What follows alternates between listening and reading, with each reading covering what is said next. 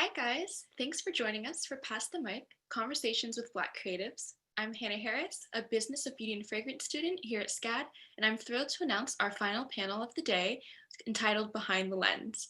Joining our moderator, Tiffany Reid, the fashion director of Bustle Digital Group, our photographer, director, and SCAD alum, Cody, Major Face founder and makeup artist, T. Cooper, and social media strategist and founder of Black and Corporate, Candice Marie Stewart. Before we get started, we're going to check in with you guys with our final poll question for our viewers that are watching on Zoom. What are you most excited to learn from panelists? A, social media strategy and tips for success. B, emerging and established creatives who you are following that inspire you. Or C, advice for young creatives entering the fashion and beauty industries. Answer now to win a prize. Again, we'll be taking audience questions after the panel, so use the Q&A feature at the bottom of your screen. Thanks again to SCAD for bringing us all together today, and thank you to all the panelists for joining us. Please welcome Christian, T, Candice, and Tiffany. Hi guys, how are you? Thank you so much for having us today. I know this is the last panel of the day, and I'm sure you've been receiving amazing insight, and I hope that we can just package up the day and put it in a nice pretty bow with this panel. Just to introduce myself and give you a little bit of background before I start to talk to our panelists. My name is Tiffany Reid. I am the fashion director for Bustle Digital Group, and I oversee all of their fashion editorial and any fashion special projects across the company. So I oversee all 5 of their women's lifestyle publications, including Nylon, Bustle, The Zoe Report, Elite Daily, and Romper. I've worked prior to that at Hearst as the style director, where I worked across a multitude of their women's lifestyle and fashion brands. I also worked at Condé Nast as a fashion editor at Allure magazine.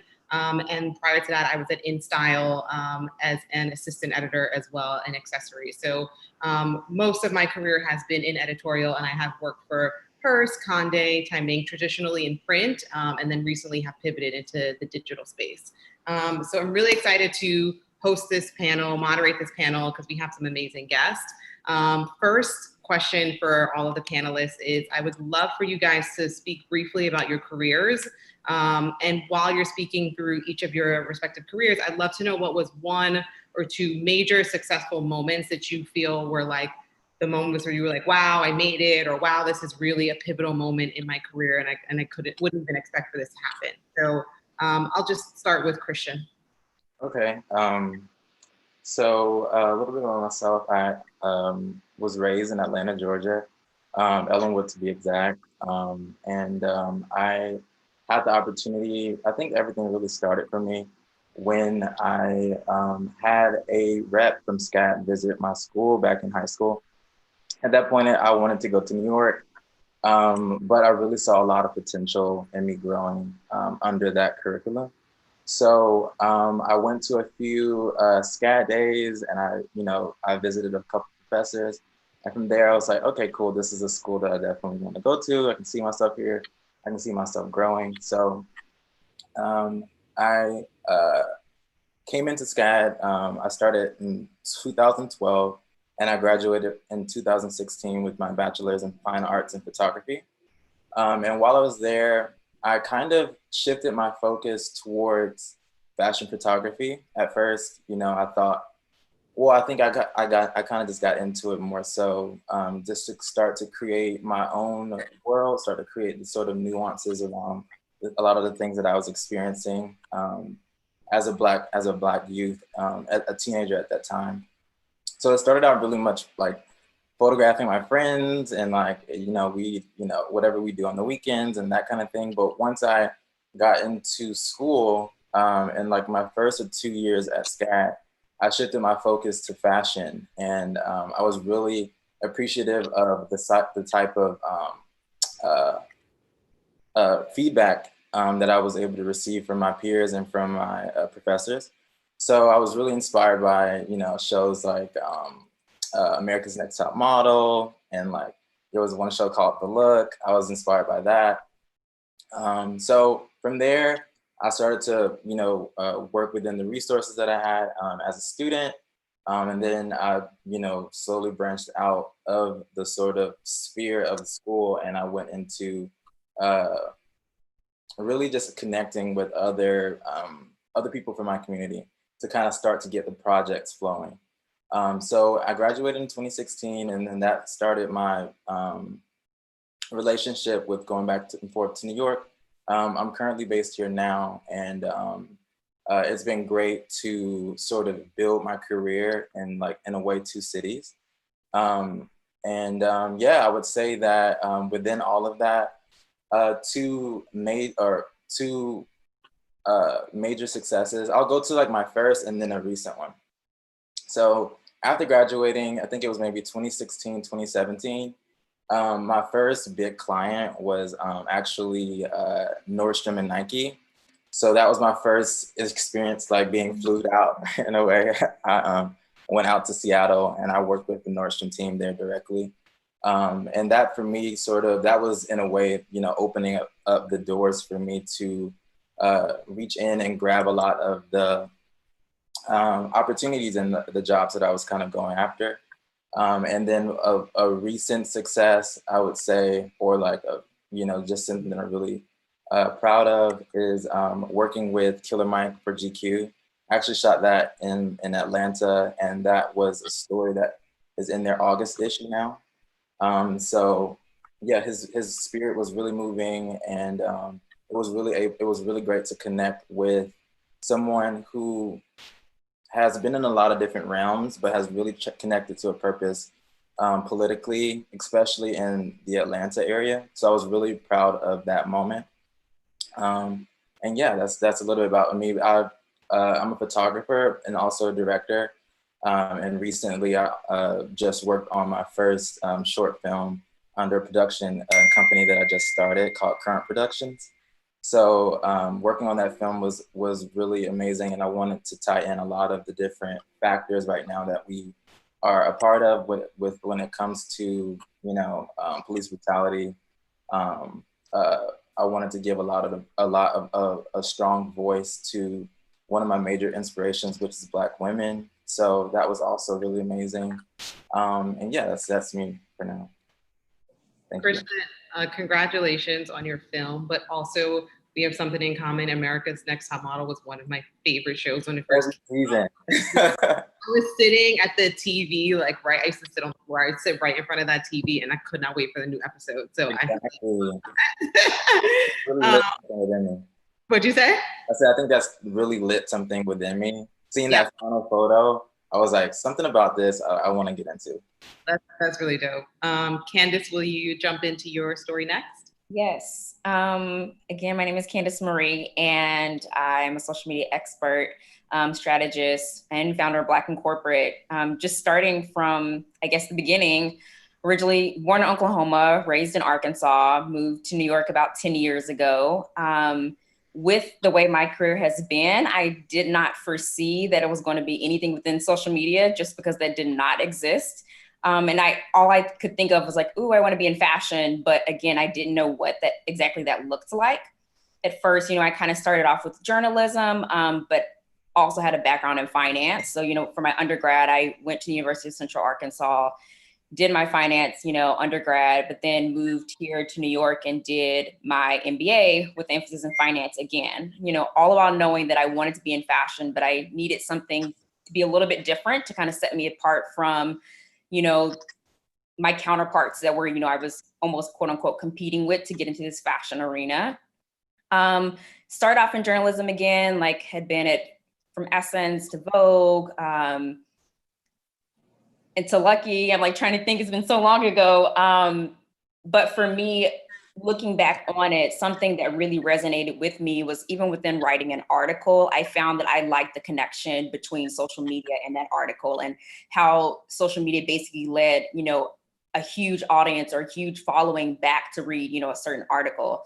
So I really wanted to dive in more deeper to that social media aspect, which led me to go to Refinery 29, just because they were digitally, you know, they started off digital fully. And I was like, you know what, where can I go where I can feel like I can get this education in social media where that's all I have known? And so Refinery 29 was definitely that for me. I remember going in for the first time and thinking like, wow, you have a person just to do Twitter and a person just to do Pinterest and a person just to do Instagram, or like 3 or 4 people just to do Instagram. But for me, like I took that time to soak up as much knowledge as I could. But there was a few things that were missing. The main thing that was missing from like my previous career and previous jobs was the fashion aspect, and more specifically the luxury fashion aspect. Refinery is very pop culture, which is great, but for me, I learned that I still have like a more interest in fashion. And so at the same time, a job opened at Barney's, which is no longer around, but which is sad. And they had a social media manager role come open, and it was the first time they were bringing a social media person on. And oddly enough, my current manager at Refinery 29 was best friends with the person at Barney's. And I did not know that when I went into interview. And so when she asked me who my reference was and I told her, she said, "Oh, I know such and such." And she reached out to ask her about me, and she was like, "You definitely need to hire her." So that was amazing just to see like that come full circle. I would definitely say Barney's probably was that career, like huge push for me, just because I was able to kind of build something up from the ground up, knowing that no one had been in that position before. And so I could take that moment to really amplify, you know, what I was doing. One thing I really prided myself in, especially going into that role, was making sure that, you know, voices that had never been heard before were able to use this platform, specifically Black voices. And one thing that I feel like was a career shifter for me and something that I was proud of, which again went outside of my job role, was to bring in Black hair care to Barney's. You don't really see that in the luxury space, but you know, speaking from Black woman to like all of, you know, another Black woman, we spend a lot of money on our hair. And so I was like, why are we not being serviced in this area when we, you know, spend the money? We're here, there's just nobody to service us. So that for me was like a real, you know, career shift for me. Then moved on to Prada, where I'm currently at as well. Again, for me, it was always about being in that luxury space, but still providing Black voices, you know, and amplifying that, which I feel like I fully do in this current role, but which again led me to found Black in Corporate. I started to hear like the same stories that and experiences that I had experienced from so many Black colleagues, but then also Black friends, of how there's so many discrepancies within like the institutions, things that kind of don't sit well, you know, with us. A lot of teaching moments and learning moments that you feel like you have with certain colleagues. But for me, I was like, you know, I want to find some way to help level the playing field. We deserve to have just as many opportunities, you know, as our white counterparts. And for me, this was a way to kind of help, you know, not only amplify Black voices, but also give us the resources that we need, that we really haven't been able to afford, things that we have lacked, the education, the mentorship, specifically the sponsorship. And I really hope that this is like the beginning and start. We're only like a little bit over a month in, but like even the consensus has been, I've gotten so many emails from different, you know, Black individuals saying, wow, like I really needed this resource. And for me, starting that, I was like, what can I give that I wish I would have had when I first started out in my career? And so again, beginning, but I look forward to like, you know, just helping this grow and going forward. That's really major. I've, you know, been a supporter of you, and I really applaud you for creating that space and knowing that there was this white space that needed to be filled, and getting ahead of it. So kudos to you for doing that. I don't know if we've ever said that I've ever told you yet, but here I'm saying it. So congrats on that. T, would you like to take it away?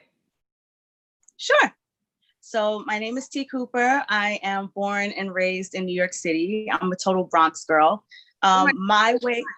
Bronx. I didn't know you were from the Bronx. I am a Bronx girl. That's my hashtag on all my pictures. Bronx girls rock. I'm such a Bronx girl. And yeah, I took a roundabout way of getting into this industry because I started off as a tailor. So from being a tailor, I would be on set of campaigns and runways and whatnot, and I'd look at hair and makeup doing their thing and think, oh, that's awesome, but I'd never be able to do that, you know, but I just appreciated it. And whether or not people realize it, tailoring is an extremely stressful profession. So I was always on these deadlines and I just wanted an outlet. I just wanted a hobby. So then I said, you know what? Why not learn to do makeup as a hobby? It'll just be something fun for me to do. I'll do test shoots. And yeah, I immediately fell in love with it, but I still never thought that I could do it professionally. But after some encouragement of people, I don't like it when people give me false confidence. So when people would say to me, you're so good, you're so good. And I'm like, I just started. How am I so good? You know, like when you see a children's picture and it looks like crap, but you say it's beautiful. Like, I don't like when people do that to me. So I thought that people were giving me false confidence initially, but over time I said, okay, you know, enough people are encouraging me. So then I started to take it seriously. And then I started to test to build my book. And I started a career as a professional makeup artist. And then I added hair to my repertoire. And I thought that I'd be able to convey all of my contacts from tailoring, because I've done some big stuff with like Ferragamo, and I've done really big shows and campaigns and stuff. No one took me seriously. So I was starting over from scratch, like all the contacts, all the editors, all the people. And I said, I do makeup now. They were like, yeah, that's cute. But no one took me seriously.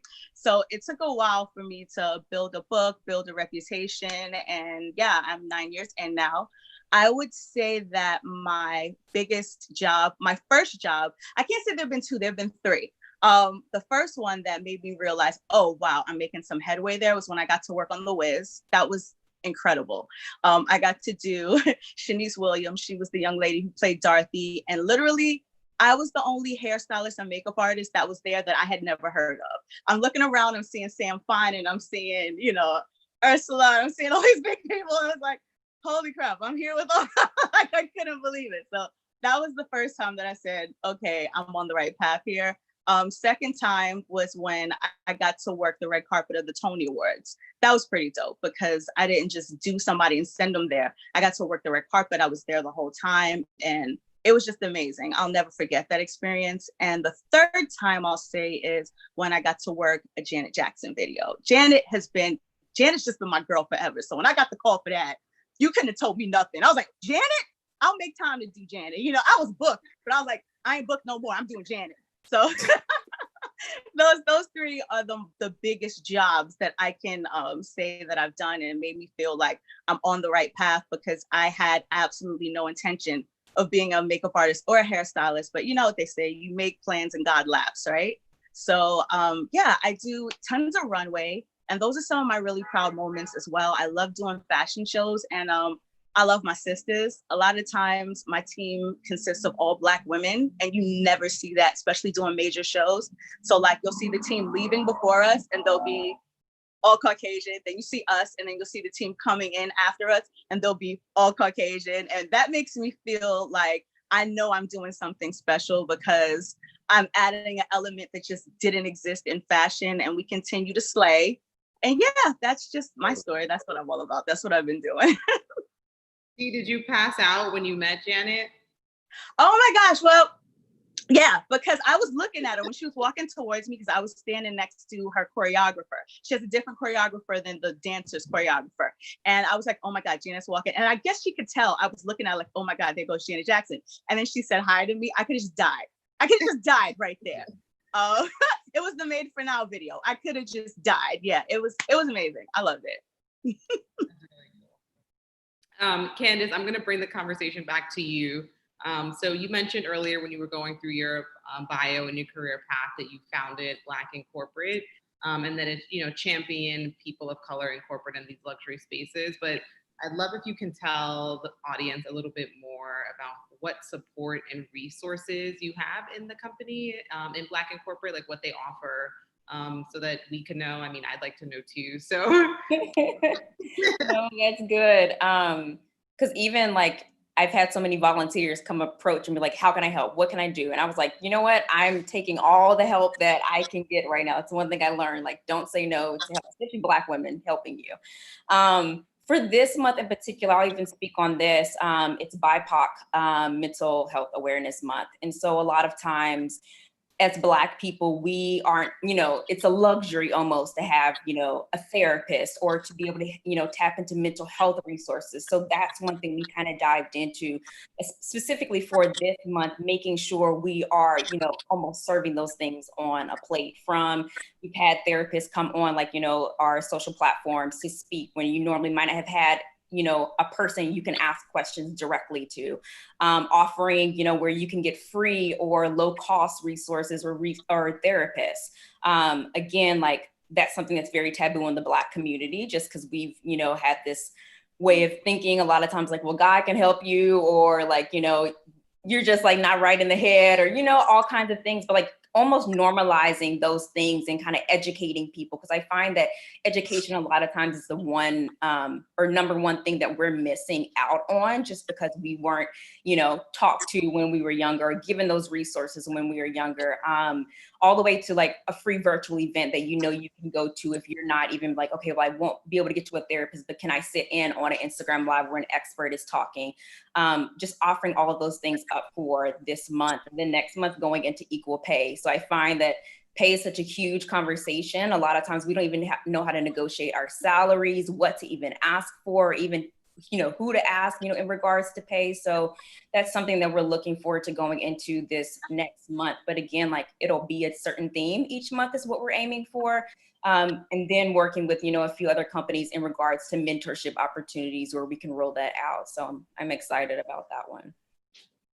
That's really great. Kind of piggybacking off of what you were saying, Candice, about, the history of mental health within the Black community, and how we oftentimes are told, like what you said, if you're crazy or like not right in the head. And there's like this whole stigma about really getting into the root as to why we have all of these like really heavy mental health issues within our community.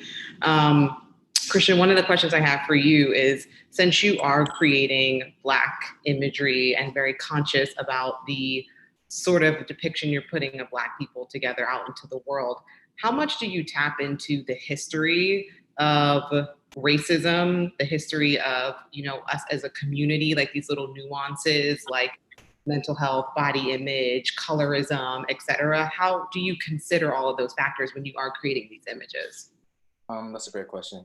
For me, I think that it comes more so to where the concept is going. And usually with whatever concept that I have, I want to meet it directly and head on. And I want to be able to have in regard the people who would either benefit, relate to, see themselves within it, and be able to, identify with the story that I'm telling. To me, like narration is really important. And I like the work that I create to have a sort of narrative, have something that you can kind of read and something that you can kind of get into, even if it is just images.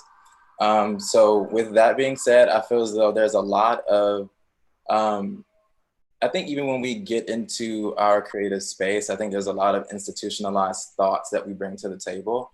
And for me, I like to sort of break those down. If I'm working on a beauty story, I'm like, well, based on the history of, of makeup, or based on the history of our representation, what is it that I truly want to say? What is it that I want to bring forth, with a campaign or an editorial? How is it that I can include more people that, can feel as though they are part of this project and see themselves within it? I think that, for me, and even just, even in these past few months of dissecting and like decoding a lot of the sort of racist traits of our own, lineage, which is a lot. It stems into everything and it breaks into everything. I think for me, being a creative and especially a photographer and director, it's given me the opportunity and the platform to address those things. So, for instance, even in the last project that I worked on, personal, was in fact that the film Jungle. And within that, it was just a story of how, and it's set in the future, but it was a story of how 4 Black women, they joined together, they joined basically in arms, and they kidnap a police officer from his house. And on this, it's just the story of this sort of vigilante this vigilante scheme, but in a way they just want to be able to have that conversation.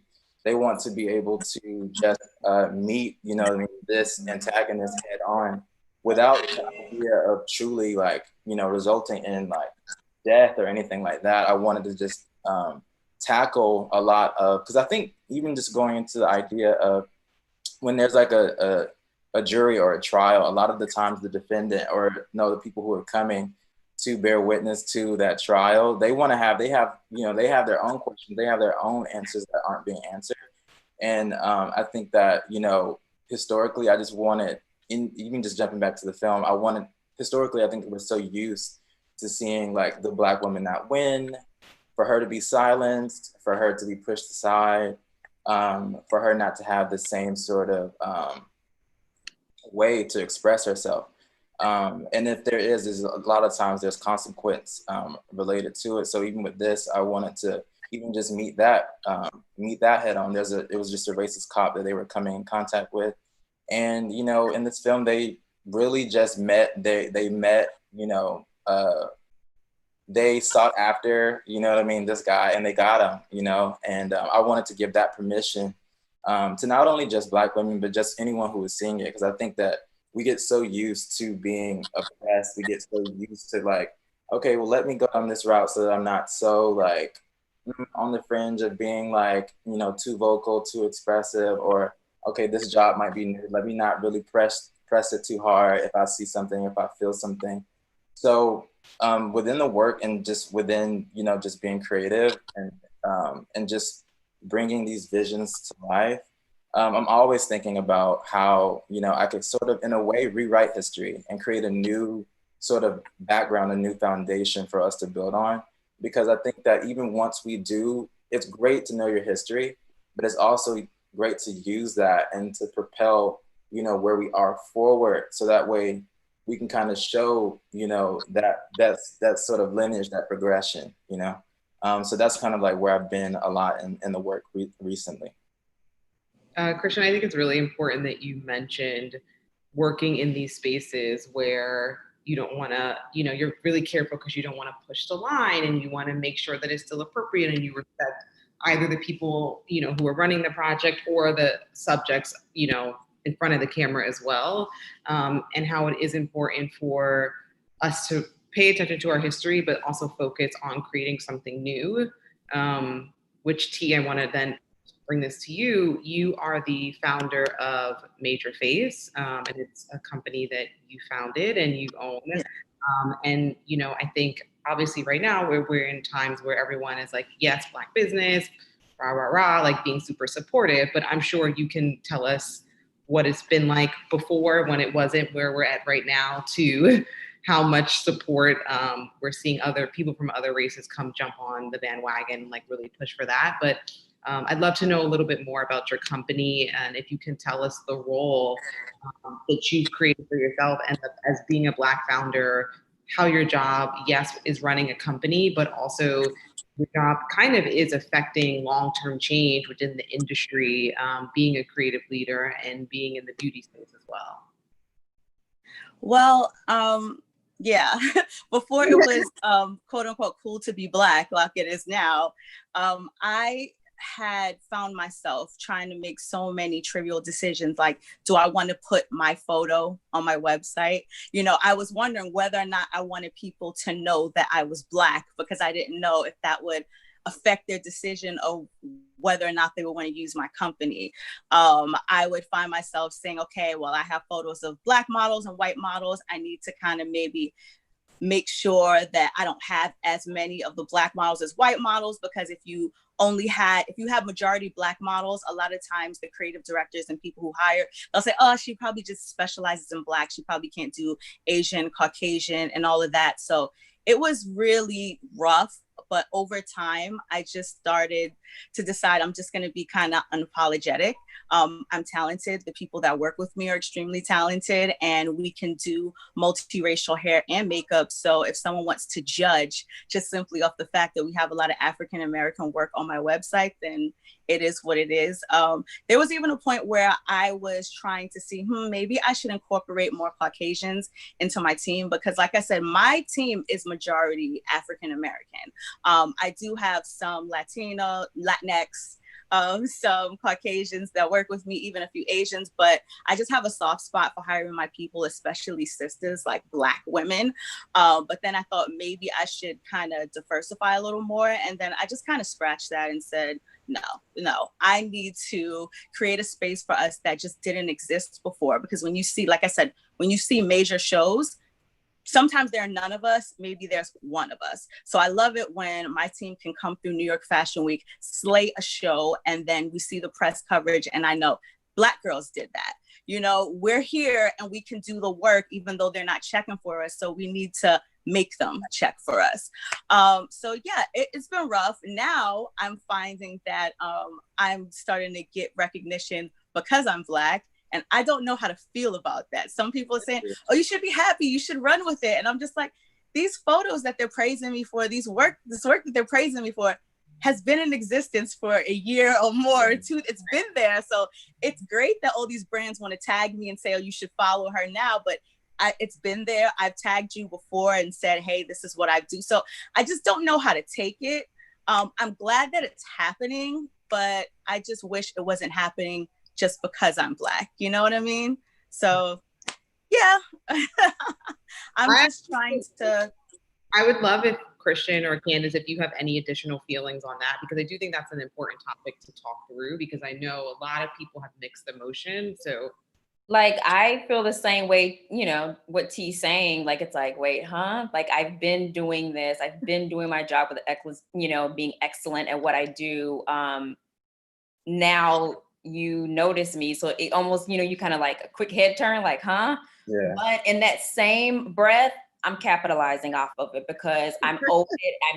Like, I'm saying, T, get you booked, like, keep taking the jobs, take the extra things. Like, you know, I almost feel like we are owed this. And this is like, you know, reparations and I'm taking it. So. right. And I'll just add also that I totally feel the same way. In my spirit, just working and just being, you know, just being in the freelance game, there is no blueprint for how it is that we're supposed to carry ourselves, or like, you know what I mean? A lot of the times I think that we just go off of intuition. But even in this last, you know, few months, there's been a super huge influx.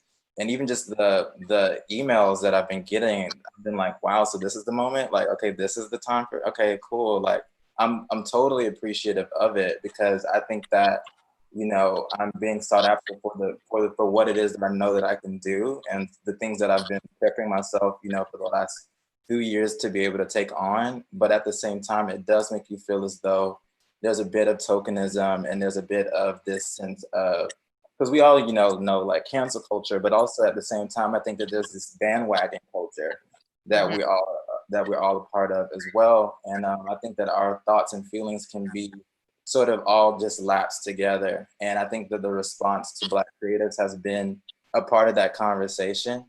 I'm gonna definitely capitalize on it. But at the same time, it does, like how they were saying, you know, I definitely do feel that type of way as well, because it's just like, you know, it can also make you feel as though like everything up until this point was invisible. Like everything up until that point just didn't exist until, like, you know, this or video comes out, or this happens, and now we're paying attention to the people who've already just been there and who already have systems in place, and who have already been like working amongst themselves to build themselves up. It's like it all gets uncovered at the same time. I want to kind of piggyback off of one thing that Christian said, though, like saying like we didn't have a blueprint. I feel like that speaks to us, you know, as Black people already, that like we didn't even have a blueprint to get to where we're at. Like we, you know, when you look at your white counterparts, you know, they've had like, you know, systems put into place, you know, finances put into place. We literally did it from the ground up. And if that doesn't speak volumes in itself, that you should have wanted to hire me before like all of this has happened. But now that, again, like these opportunities and things are taking place, I also do find it, you know, like when a company, you know, reaches out now, like, how can I flip the script to like, you're not using just this one-off moment. So like also still, you know, posing those questions like, oh, you know, there's a shoot that's happening that they want you to be a part of. What other Black people are going to be a part of? Like, what is the photographer going to look like? These questions now we can pose back to those companies so that, again, like, you want it to be a token, like, let's bring in, like, change the whole system versus, you know, putting something that's cute on social media. Yeah. And also just bringing it, kind of what you mentioned just now, Candice, but also Christian, you know, my background is traditionally in media. So I've, you know, I'm heavily involved in and have always been executing photo shoots, getting clothing for photo shoots, et cetera. And so I think there was a shift a while ago where it was inclusive in terms of who was in front of the camera, but the person behind the camera didn't change, right? And so I think now the shift is coming where like the people behind the camera are also changing. So it does feel like it's a full circle because we, you know, we were casting models who were women, Black women, and then the glam team wasn't anyone of color. The photographer still wasn't someone of color. So I think now, like you mentioned, Candice, having the dialogues to request those things, we should have had the freedom to request it before, but now it is this sort of kind of relief, and it feels less of a stressor to have those tough conversations. So I actually do appreciate the fact that we're seeing the change in front of the camera from an optics point of view, but also behind the lens as well. Christian, one of the things I wanted to ask you also was how, or I want you to speak to, is lighting Black skin and what it is like. You know, it's art and a craft in itself, and you do an amazing job doing that. But, you know, what techniques do you use to capture different skin tones? Has digital technology helped you? Is it something that you can tell other photographers who are not of color that it's not that hard? I'm really curious to see what your thoughts are on that. Right, okay. So, and thank you for that. For me, I feel just naturally and just the most simple thing about it all is that, you know, the sun, the light from our sun can be our best friend. And I think that for me, even when I was starting out, I didn't have a lot of the resources that are even available now. So, you know, I really did have to count on how the sun looked in your relationship to time and your relationship to the tones that you can see just even in the air, just in how the day is taking place. I learned quite a bit about lighting, even in my years at SCAD. We went through an extensive, you know, program to kind of train us how to respond to the different tones that everyone has. And then you can still see that, you know, there will be counterparts that really quite wouldn't get it right. And I think for me, it comes back to, sometimes I think that it can come back just an appreciation of the people too. Like, if you love the person that you have in front of you, if you love your subject, you're gonna make sure before you leave that set that you've done them justice. Or that's just how I look at it, because it's like, it's a passion. So like, for as far as Black people, you know, for me, they naturally just shine. And then I just want to be able to package it all up and just, you know, and make it a product. And for me, you know, I think that there's a lot of different techniques that you can go into.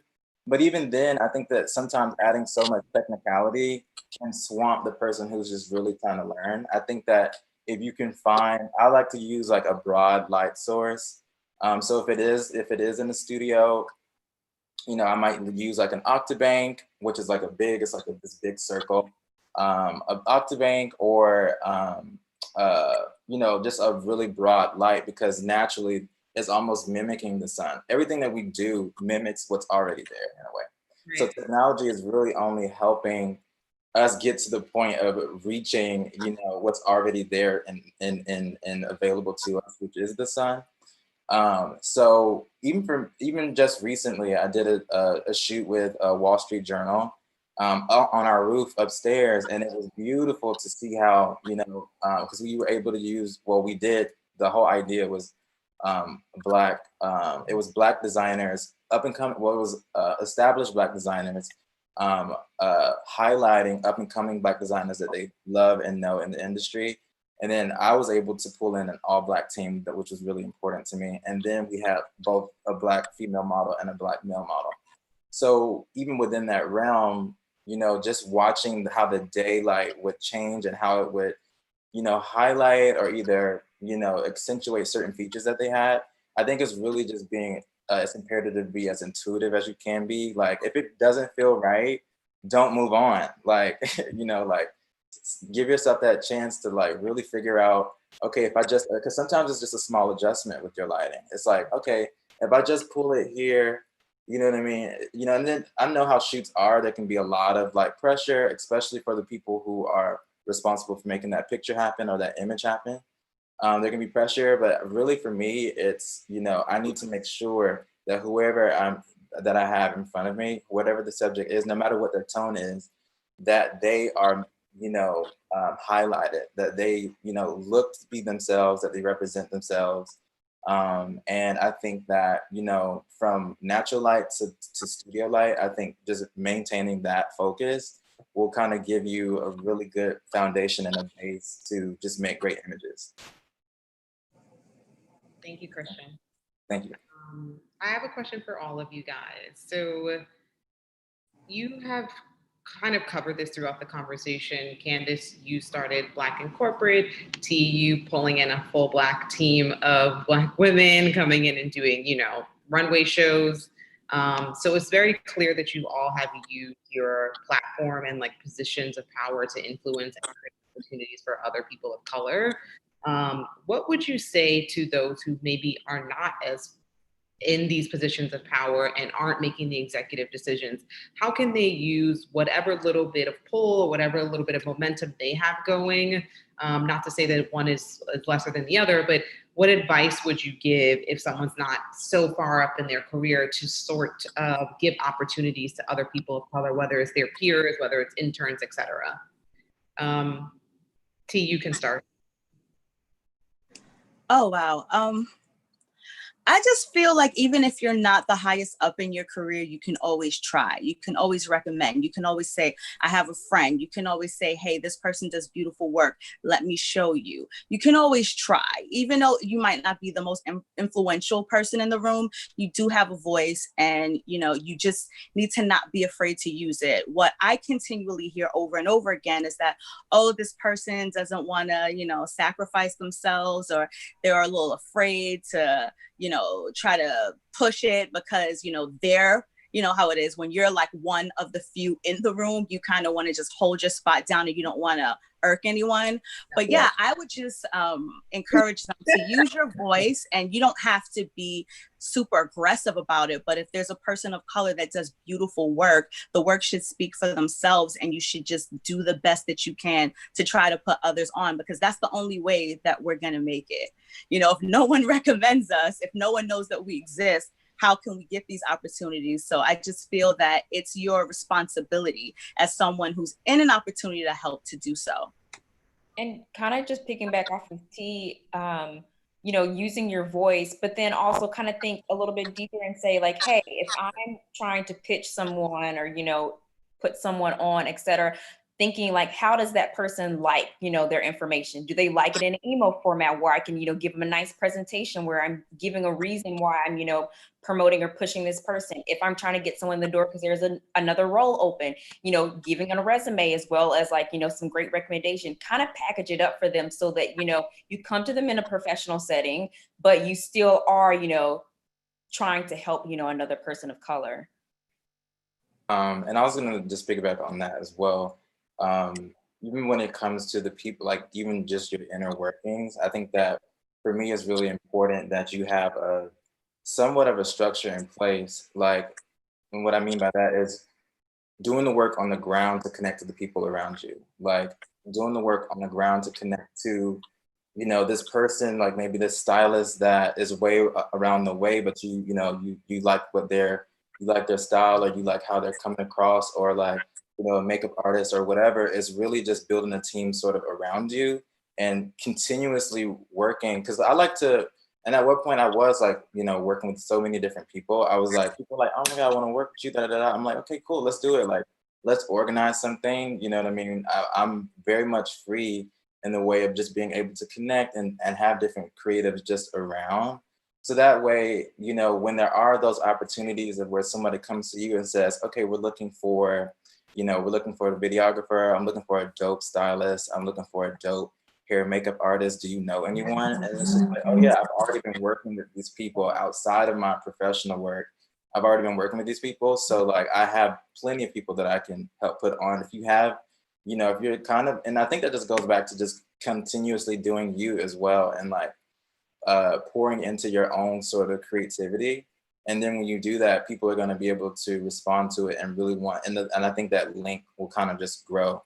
And it'll just continue to expand. And that way you're able to just bring people. I really believe in a lateral system.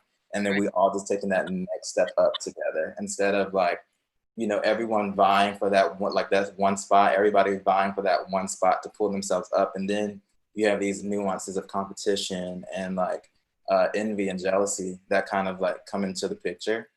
So that's kind of how I respond to that. And even just now with the production company that I was fortunate to be able to start while we've been in quarantine, I realized that I'd already met a lot of the creatives that could be a part of it. I think that when it comes to us working, a lot of the times we don't do certain things with each other because we're not organizing the time. Like we're not organizing the time, we're not organizing the space and giving ourselves that platform to be able to just move and shake together.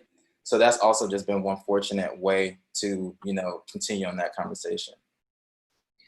Candice, I have one other question directly for you, specifically about, you know, social media and the way brands are reaching out to influencers and the racial discrepancies between influencer marketing and corporate partnerships. And I know that you have been an advocate for getting more people of color, Black women and men specifically, in these influencer programs. But what are some of the hardships or like fights that you've had to justify prior to now why it is important to diversify that influencer marketing? Because we already know that there's racial discrepancies, so I won't even ask you if that exists. We know it exists. Just what is your strategy to combat? I think that's a conversation that is going to exist not just social media, but like in all of the rooms that we're in. So I'm just curious, what's your strategy to have those tough conversations? I mean, I'm kind of like what Christian said, like already knowing about people and knowing certain things. So when a question comes up where you question why I, you know, submitted a name, et cetera, like I already have their resume like up here being like, this is exactly why I chose that person. But then also I'll compare it to another white, you know, influencer that we've also hired as well, being like, you know, here is their resume, like here's what they have done, you know, et cetera. But then also again, like sometimes you just need to have that tough conversation where you talk to a colleague being like, listen, like this is what I'm seeing and here's what's happening, you know, help me understand. And a lot of times you have those conversations where they're like, oh, you know, I didn't realize I was doing that. I always say people, you tend to, you know, you're attracted to like what you look like, if that makes sense. And so like, you're always attracted to what's similar to you. So that's why, you know, even in a corporate setting, you want a diverse upper staff so that even if you hire the same person looks like you, it's still going to be diverse. Right. So that's almost what we're saying when, you know, I'm trying to bring on an influencer, et cetera. Like, thankfully I can speak up for them because I'm in that, you know, position. I think a lot of times it's just, you know, making sure we have those people that can speak up for those people in those positions versus being like, oh, well, you know, I tried and that's it. So it looks like we're hitting the point where it's time for our Q&A section. I'm going to ask you guys one final quick thing before we jump into Q&A. What is one quick little tidbit was like the best advice you've received that you can share with all of our panelists, all of our viewers here? Candice, do you want to start? I think maybe one of the important things is like, never take no as like that final answer. Like just because one person says no, that does not mean that what you want in particular, because they said no to you about something, does not mean that that's not for you. Like I've received so many no's, and I'm sure like all of us in this area, you know, we can count thousands of no's where I've had no's from the exact same company and still got in that company. So that doesn't mean that that's not meant for you. Take that no and, you know, kind of toss that and keep it pushing. T. The best advice I would say that I've ever gotten was you need to like who likes you. So sometimes you get offers or you get positions from companies that you feel maybe not what you're looking for. You want to work with a bigger brand, you want to work with a bigger company, what have you, but you need to work with the people that want to work with you, because you never know what that's going to become or what that's going to lead to. I'm chasing some big brand that's like paying me dust when there's somebody right in my face that believes in me. So I've learned over time, the people that believe in you are the ones that you need to keep close and work with, and then you can go a lot further than you think that you would have in the beginning. I learned that lesson the hard way. It's great advice, and I'll give it to anyone. Like who likes you. Yes. Christian. I'll follow up and say that it's pretty vague, but just overall, just knowing your worth. I think that in the creative game, it's so easy to sort of forfeit the proper payment that you deserve, and that that you should have, based on it being your first time working with someone, your first time being hired by this particular brand or entity. Knowing what it is that is going to help you pay your bills. I think that a lot of the times it's easy for us to just do things because it comes natural, and it's what we love to do. It's a passion. But just knowing that they've sought after you for a particular reason, and you shouldn't feel intimidated to state the price and state the claim to what it is that you should have. And before you jump on, I want to talk about the budget. Thank you. What's the idea? What's the representation? So being able to take up for yourself as a creative is also just really important, and giving yourself the leverage that you deserve. Great. Hannah, do you want to take the lead here for the Q&A section? Thank you guys so much. That was such an insightful discussion. I feel like we all learned a lot. I mean, I'm taking notes right here next to me. So we have a few questions, and the first one is from a fashion design student who asks, can you tell us some emerging photographers or other creatives that have caught your eye in the past few months that we should be kind of following, on your radar type of thing? Okay. Creatives. I mean, there's so many. There's so many. I just want to just right off the bat just commend my Black image makers. There are really just so many that are sort of coming forward. And I think that even just as an example, that, Tyler Mitchell made, I think that even just with Beyonce, I think that even, opened up a lot of a representation example. But I love, because I kind of split it in between two. I love my people back in Atlanta. Atlanta has some of the most creative people that I've ever seen. And I think a lot of the times they're working their ways up, through that system, or through that system, when there aren't really so many ways to kind of measure your success. But as far as, and then New York is great as well, but as far as creative, I don't know. I think that there's just so many. I just want to just put it in an umbrella and just say that just that I commend the Black photographers and image makers right now.